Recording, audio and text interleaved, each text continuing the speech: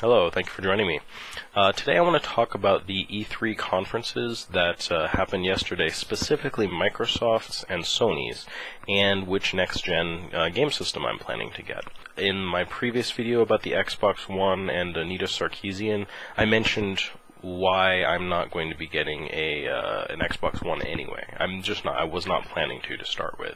But I really did want to listen to what Microsoft had to say. The reveal that Microsoft did was something that I thought was very much not focused at me as a gamer, and it seems more of like kind of an average Joe sort of presentation. This was the complete opposite. And it's interesting because I felt surprised watching Microsoft's conference, and I wasn't expecting to be surprised. I actually thought that I knew what they were going to come out with, and they were just going to do more of the same, and it wasn't, actually.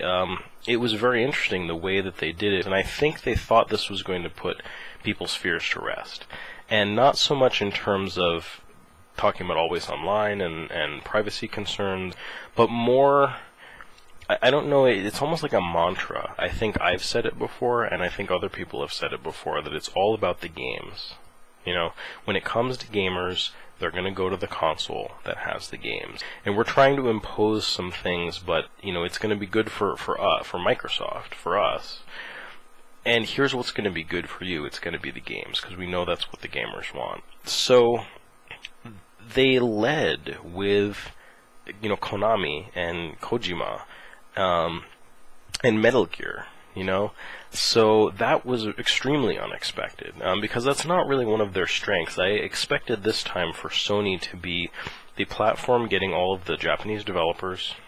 It was going to be big in Japan, and that hopefully they would be showcasing them more at E3, because we don't get enough love from Japanese developers at E3 recently. They were firing off surprises one after the other. It was almost like they were targeting people like me. For starters, we had a big Sony studio, Insomniac Games, which, you know, has made games that I like. The Resistance series I think is really fun, and they are doing an exclusive game for the Xbox One. This was not a typical Microsoft-style game. We had something that looks kind of like Jet Grind Radio with, you know, a first-person shooter, I'm assuming. We didn't really see gameplay.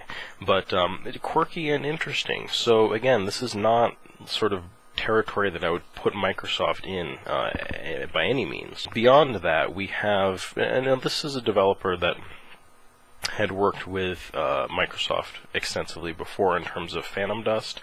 That is an Xbox One, the original Xbox exclusive. Panzer Dragoon Orta, which was also an original Xbox exclusive. And I forget their name, but coming back to do a very Panzer Dragoon-esque game on the Xbox One. And oh my gosh, like, I just want to play that game. You know, I'm not even like a huge Panzer Dragoon fan, but I want to check that game out. So these things are really surprising me, and it's funny, I don't hear people talking about this a lot, but you also had Capcom showing them support with Dead Rising. Now granted, these are relationships that they've already established. The original Dead Rising was exclusive to the 360. So we have Dead Rising 3, could be an exclusive, and then this D4 game, you know? So this is almost more what I would have expected from Sony, all of these things that Microsoft was showing. The impact of the range of games that were shown in Microsoft's presentation, I really think trumped Sony's presentation. But I don't think that Microsoft took into account the importance that gamers would place on their own feeling of agency. It might have something to do with the internet and the fact that everybody feels like they have much more of a voice now. So I think we're all kind of screaming at the top of our lungs going, hey, listen to me, this is what I think, this is what I want. And we're not even always saying what we want. We're not even always articulating what we think well. But I think we're hoping to get what we want more, and we're hoping to kind of be listened to and be respected. I think Microsoft, looking at these closed ecosystems such as the ones that Apple has built around the iPhone and the App Store and all of that stuff. I think they see these things and they think that gamers are ready to sort of let Microsoft build this kind of closed ecosystem around them. I think it's kind of like the Emperor's new clothes. Microsoft kind of got all dressed up in, you know, the new clothes, but I think we could all see what was really going on. And it really didn't sit well with anyone. The whole presentation as a whole from Sony, it was, you know, fine. It was I think just as good as their presentation last year. They showed a lot of gameplay where it was actual gameplay. You know, it wasn't just clips of pre-rendered in-game footage. It was people on the stage holding a controller and actually controlling a game. You had that for the indie games that they showed off, a whole range of them. You had that for the AAA games, and you know, some of the games had some technical difficulties, but I think that only made the whole thing more authentic.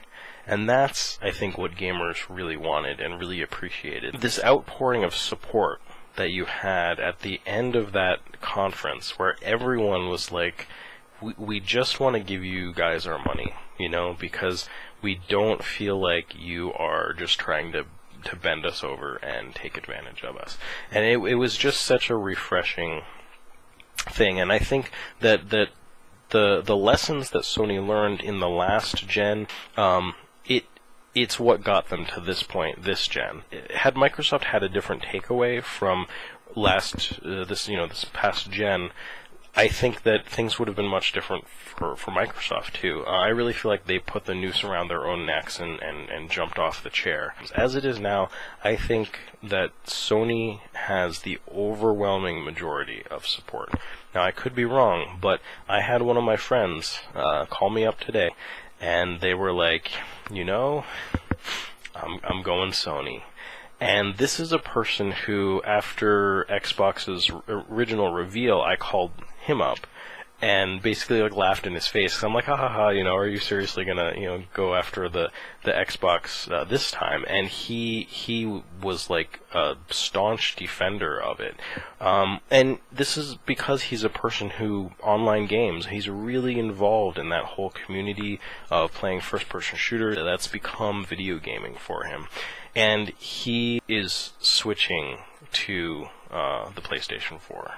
So that's very telling.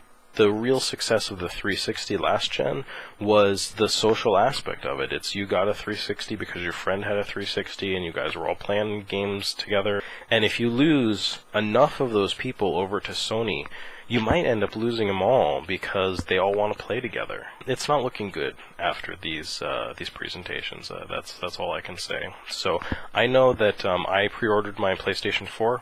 My friend who used to game on the 360 pre-ordered his PlayStation 4.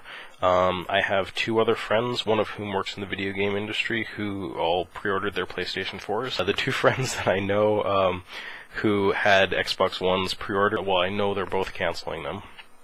I have another friend who I've only heard from this other friend that they also pre-ordered a PlayStation 4, and they were also one of those people who was a Xbox 360 gamer. So just around me, I see this happening, and I think it's the writing on the wall. It's really hard to justify that Xbox One now. People aren't falling for it this time. I think, you know, like I said, they see the Emperor for what he is, and they're just not going to buy it this time. So that's my thoughts on the Xbox One and PlayStation 4. Thanks for joining me, and, you know, please let me know in the comments and you know, video responses what you guys think. I'd be really curious to hear. Thanks for watching.